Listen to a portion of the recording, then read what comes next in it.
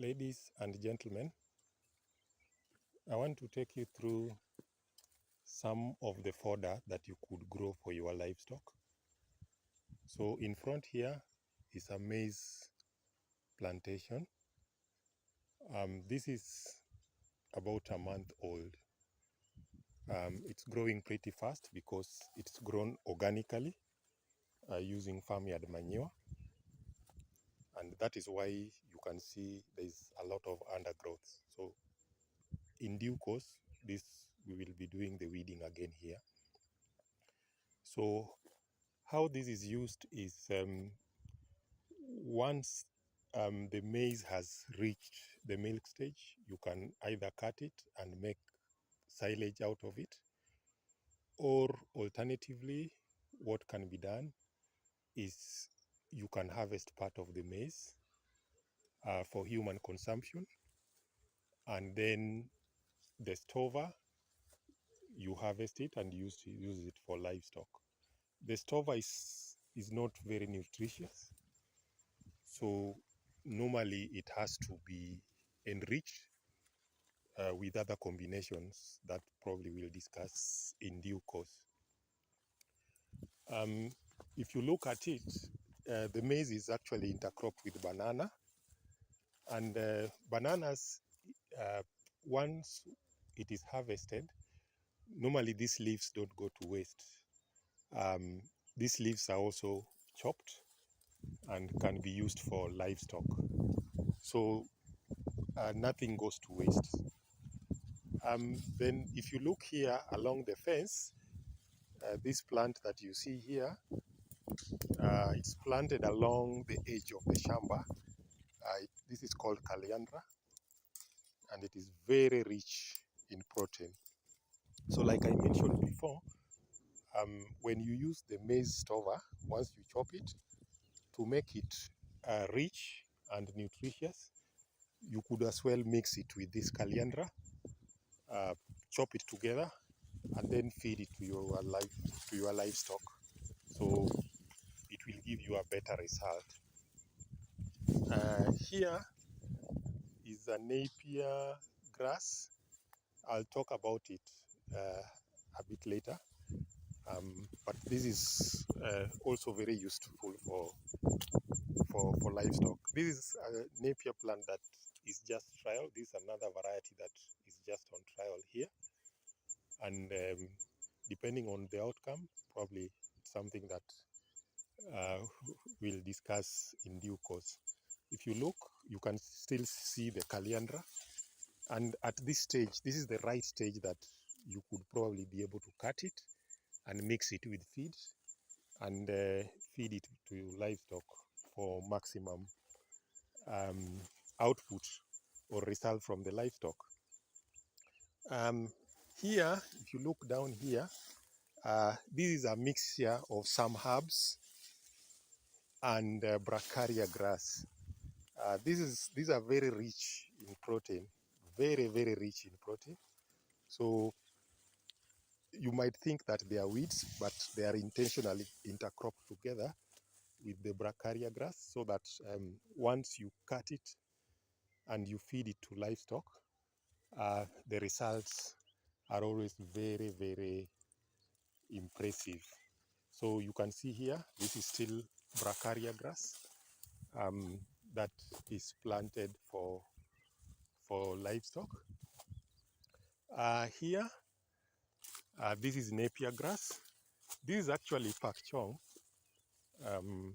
that we are also trying, but I'll talk about it, especially my experience with it in due course. Then here, this is a young maize plantation. This is actually yellow maize that was planted, I think, maybe 2 weeks ago. We also intend to use this for fodder and a bit of it for human feed or human food, sorry. Then you can see here, this is still bracharia grass, and it's mixed a bit with couch grass. This couch grass is not planted, but because we believe in doing things organically. So we put a lot of farmyard manure here. And so in the process, coach grass also get to grow, but we are not worried about it. What happens is when we cut it, we cut both together and then we feed to livestock. One thing I've noticed about this particular grass, the bracharia grass, is that as much as it's rich in protein, um, it's also very dense, and the animal doesn't take much of it, or the animal will take a reasonable quantity, and then they are full. Right in front here, this particular tree here, this is called Lucina. You can get these particular seeds either from your neighbor or maybe from Kenya forest if you come from Kenya. And just like the Caliandra, it's also very rich in protein. And so this is one of the ways to be able to mix the feed uh, that isn't very rich. For example, if you are feeding maize stover or you are feeding grass that isn't very rich, then you can easily chop this and then mix it with livestock feed. What we do is that we would normally harvest this and then dry it and then put it in some gunny bags and mix it with other feeds and feed it to livestock over time, so that uh, we can be able to have supply consistently as opposed to feeding it green. Ideally, you are not even supposed to feed it green because it can cause what we call bloat, that is swelling, a lot of gas in the stomach of the animal. So when you feed it, you have to feed it green. You need to cut it, allow it to wilt, and then feed it to livestock.